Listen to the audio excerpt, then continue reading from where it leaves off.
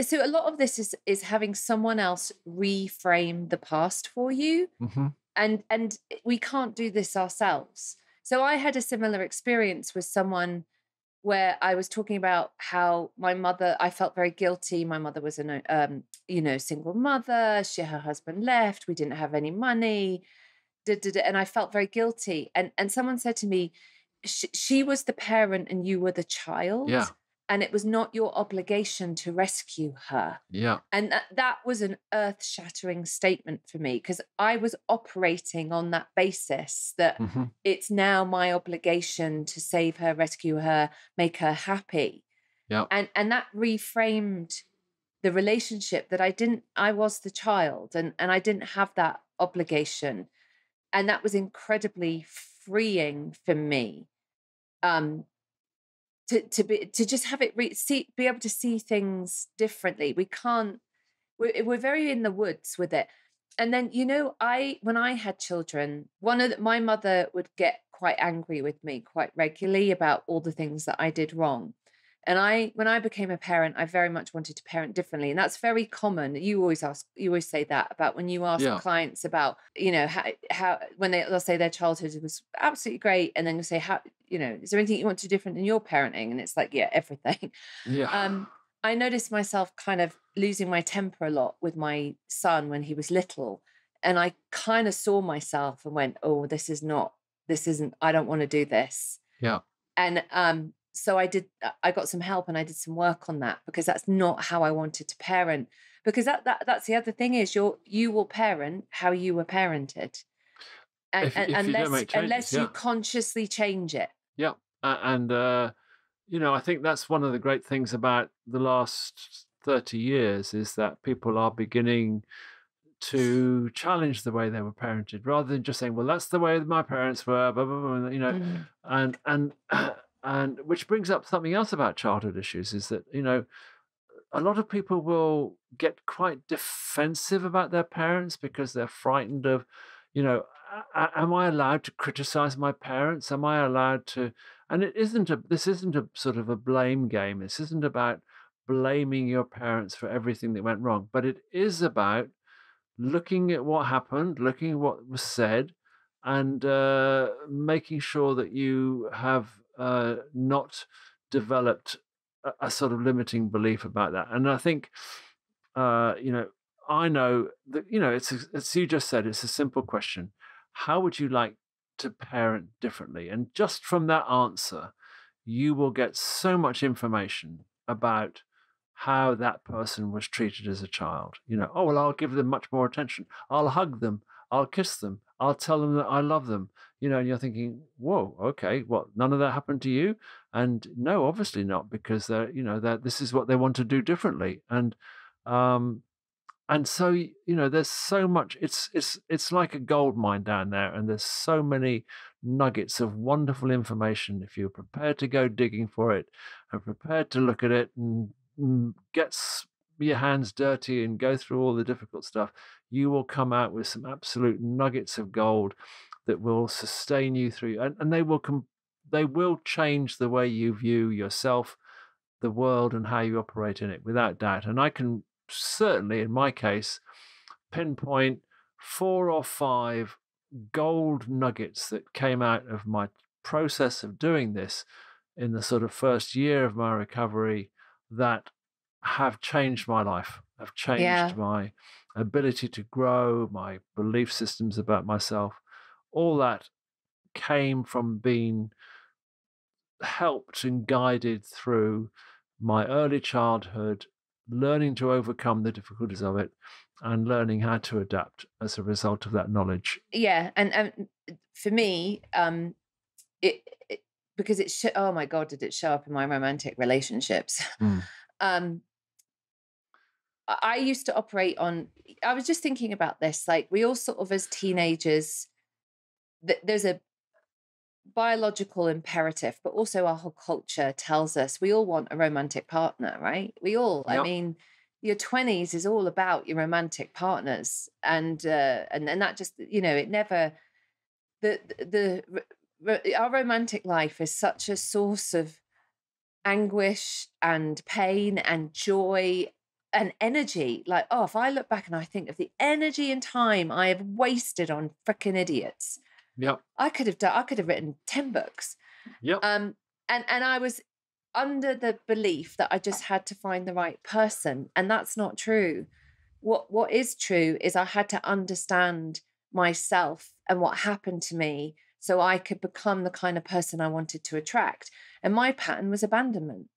And Right. I just recreated abandonment over and over and over. And I just thought I just have to find the right, I have to be, if I'm thinner, if I'm prettier, I'll get the right person. I just have to try harder.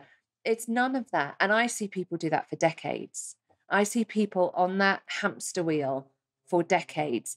And I'm just like, just go and see someone, sort this stuff out, understand why you create this pattern over and over and over, and then you can change it. And so my work on understanding, like, how, my father abandoned me, basically, understanding, but first of all, revealing it. Like, the first step was like, oh my God, that's a thing. Like, and it kind of makes sense. You kind of hits home that when your significant parent leaves you, that it has a huge wound in you as a child. Mm-hmm. And that's all that I understood about men, is they're there and then they leave you. And I just created that. And it was so painful, painful. Yeah. See, until I began to change it. Prior to recovery, picking people who were quite similar to my mother in many ways, bossy, controlling, just kind of almost made, because I had so little idea of that I was a decent guy, and that I wasn't this person that my mother kept on telling me I was. I was decent, and I actually had interesting things to say, and I actually could bring something to a relationship. But until I learned this stuff, I was always picking the wrong person, and then wondering why I didn't feel happy in it. And mind you, the drink and drugs didn't help. But There's there was a something definite pattern. There's something very intoxicating when you were an adult and had a woman fall in love with you and adore you. Like, for me, I would date men who liked me, and it never occurred to me I had to like them back. Like, I would date people I wasn't attracted to because they thought I was amazing. And because I had never had that with my father, it was like a drug. It was so intoxicating to be loved and adored by a man. And I'm sure the same was for you with a woman, in the way that your mother didn't. Like, it was the ultimate drug for me. Yeah, absolutely. And I can remember my first sort of real love in recovery. I can remember looking at this woman one day, and I remember thinking, oh my God, you actually love me. You really do love me. It then went on to end very badly, but but I do remember that very moment of stunning amazement to think, at that moment in time, you actually really love me. It was spectacular. Yeah. Yeah. And so we are subconsciously trying to heal our childhood wounds by these behaviors in our adult life, because when we're adults, we finally have agency. We finally have choices and resources. We're not, we can do what we want within reason. So we are subconsciously, when a man fell in love with me, I was subconsciously healing that father wound of being left and abandoned, which the meaning I created there was I wasn't good enough or worthy of being loved. I had healed it. I had solved it. I had proved it to be wrong. And then somehow the pattern that I always had, they would leave me. Yeah. And the pain, I always call that pain that I would feel, was original pain.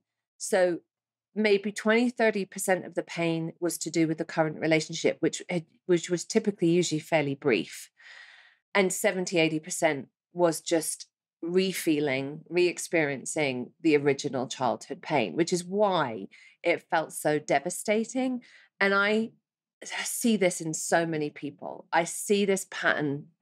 People play this pattern over and over and over, and it's the childhood work.